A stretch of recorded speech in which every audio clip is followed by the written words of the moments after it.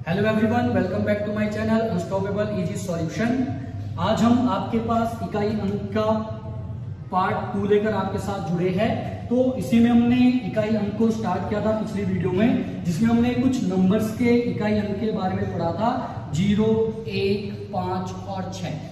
जैसा कि मैंने आपको बताया था कि अगर किसी भी संख्या के इकाई अंक का मान 0, 1, 5 या 6 हो, उस संख्या की घात हमारे पास चाहे जो भी संख्या हो, उसकी पावर हमारे पास चाहे जो भी संख्या हो, उसका जो इकाई अंक का मान हमेशा क्या रहेगा, सेम रहेगा। मान लीजिए यहाँ पर 256 की पावर 2056 दिया गया है, तो जैसे ही हमने संख्या का इकाई अंक देखा क्या है, यहाँ पर 6 है, इसकी पावर चाहे जो भी संख्या हो, उसका इकाई अंक का मान हमेशा क्या रहेगा, 6 ही रहेगा। इसी तरह से आपके पास चाहे 0, 1, 5 या 6 में से कोई भी संख्या का इकाई अंक हो और उसकी घात हमें कुछ भी संख्या दी गई हो, तो डायरेक्ट हमारा इकाई का अंक वही अंक रह जाएगा।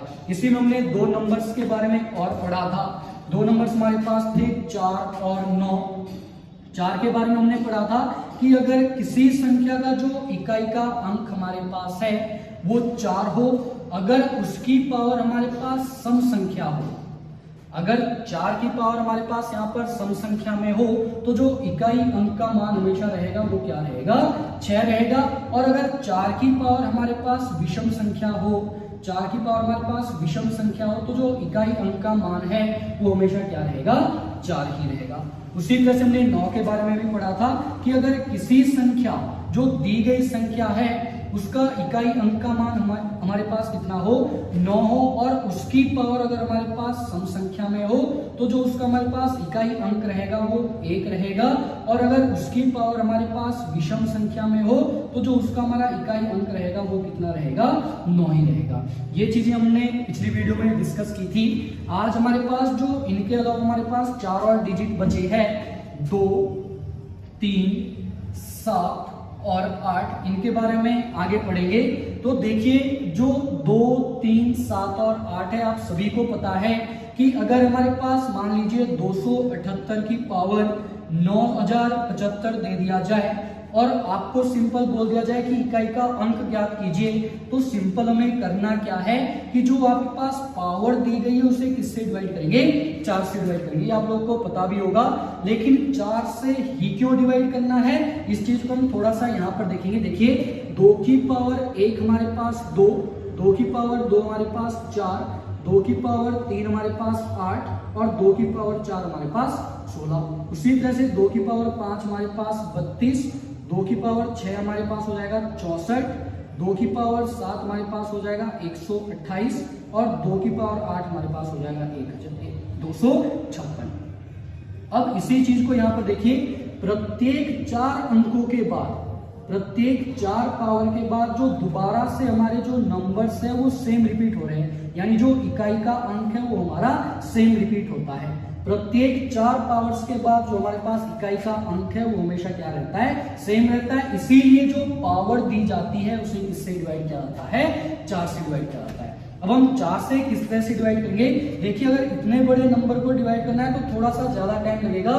तो जैसा कि 4 से विभाज्यता का नियम है कि हमें केवल लास्ट की 2 डिजिट को चेक करना है कि वो 4 से विभाजित है या नहीं है। उसी तरह से हम सीधा लिख देंगे 8 की पावर, यहां से केवल लास्ट के 2 डिजिट उठाइए, हमारे पास क्या रहेगा, 75/4। अब हम 75 को अगर 4 से डिवाइड करते हैं, 18 चौके 72, हमारे पास जो शेषफल बचेगा वो हमारा यहाँ आ जाएगा। 75 को हमने 4 से डिवाइड किया, हमारे पास कितना बचा शेष, 3, वो हमारा यहाँ पर आ गया घात में। अब 8 का क्यूब हमारे पास कितना होगा, 512, यानी जो इसका जो इकाई का अंक है वो हमारा कितना रहेगा, 2 रहेगा।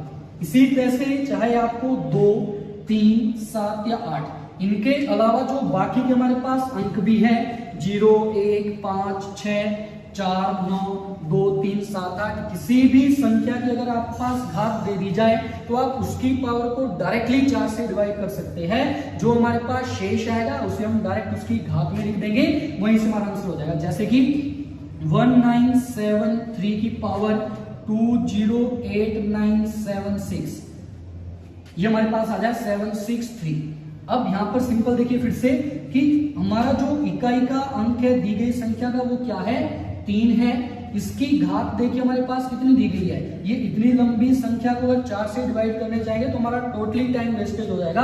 हमें करना क्या है कि लास्ट के केवल 2 डिजिट को लिखना है 63 और उसको डिवाइड कर देना है 4 से। ये हमारे पास हो जाएगा 3 की पावर 63 को हम 4 से डिवाइड करेंगे, 15 चौके 60, जो शेषफल बचेगा वो हम एज इट इज लिख देंगे। अब 3 का क्यूब हमारे पास कितना होता है 27, जो इस संख्या का जो हमारा इकाई का अंक रहेगा वो क्या हो जाएगा 3 हो जाएगा।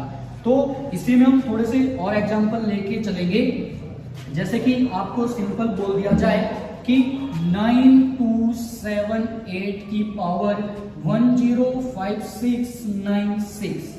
अब यहां पर देखिए हमारा जो दी गई संख्या का इकाई का अंक है वो कितना है 8 है, और जो यहाँ पर हमारे लास्ट के 2 डिजिट है वो क्या है 96 है। अब अगर हम 96 को 4 से डिवाइड करने जाएं तो जो हमारा शेषफल आएगा वो कितना आएगा, 4 से काटेंगे 24 चौके 96, तो शेषफल हमारा कितना आया 0 आया।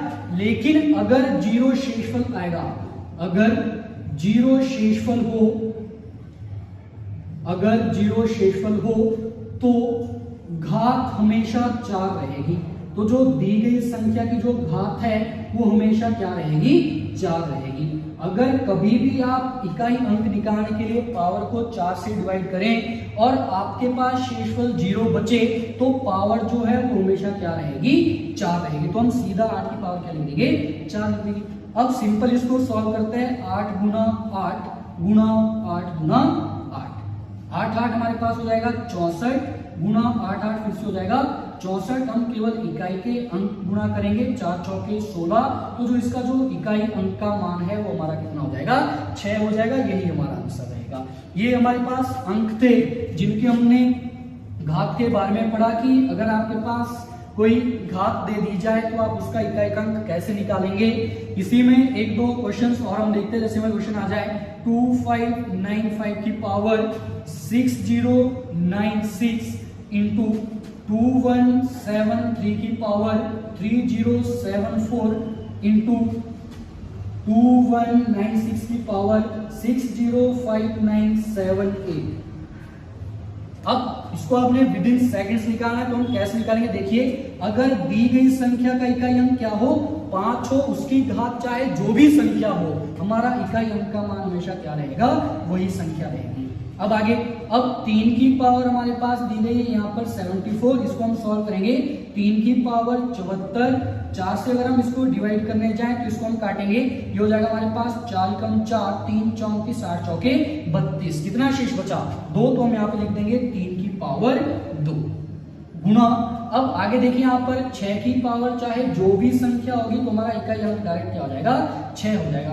अब 5 गुणा 3 तिया 9 गुणा 6, ये हमारे पास हो जाएगा 9 छिके 54, 6 4 पंजे 20, तो जो आपका इकाई का अंक है वो क्या रहेगा 0 रहेगा। यही हमारा आंसर है। लेकिन अगर इतने लंबे तरीके से क्वेश्चन करने जाएंगे तो आपका यहाँ पर टाइम पूरी तरह से वेस्ट हो जाएगा, तो हमें इस तरीके से नहीं करना है। डायरेक्ट देखिए, अगर कभी भी आपके पास इकाई अंक निकालने को आए और जो आपके पास यहाँ पर 5 आ जाए, जो दी गई संख्या है उसमें 5 आ जाए और 5 के साथ कोई सम संख्या आ जाए, 5 के साथ गुणा करने को कोई सम संख्या आ जाए, जैसे हमारे पास यहाँ पे बन चुका था 5 गुणा 9 गुणा 6। अगर 5 के साथ कभी भी कोई भी सम संख्या आ जाए तो जो इकाई अंक का मान है वो हमेशा क्या रहेगा 0 रहेगा। यही हमारा आंसर है। अगर 5 के साथ सम संख्या ना हो और हमारे पास विषम संख्या हो तो जो इकाई अंक का मान है वो हमेशा क्या रहेगा 5 रहेगा।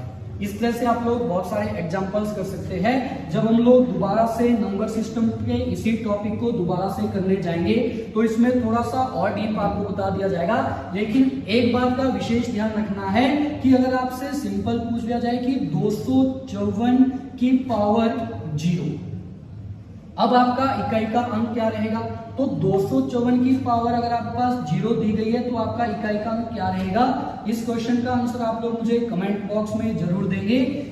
अब इसी के साथ जो हमारा अगला पार्ट आएगा उसमें हम लोग डिवीजन ऑन नंबर्स यानी कि भाग संक्रिया को पूरी तरह से कवर करेंगे, जो कि हमारा बहुत इंपॉर्टेंट टॉपिक बनता है। तो इसको हम अगली वीडियो में आपके साथ डिस्कस करेंगे। आज के लिए हमारे पास इतना ही था। जो हमने पढ़ा इकाई अंक का जो पार्ट 2 है उसको हमने डिस्कस किया। जब हम लोग दोबारा इन वीडियोज पर वापस आएंगे तो हम थोड़ा सा डिटेल में इन चीजों को पढ़ेंगे।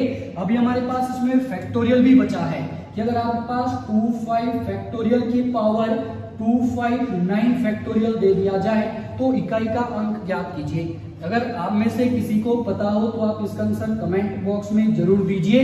बाकी आपके साथ फिर अगली वीडियो में मिलेंगे हम लोग डिवीजन ऑन नंबर्स यानी भाग संख्या से।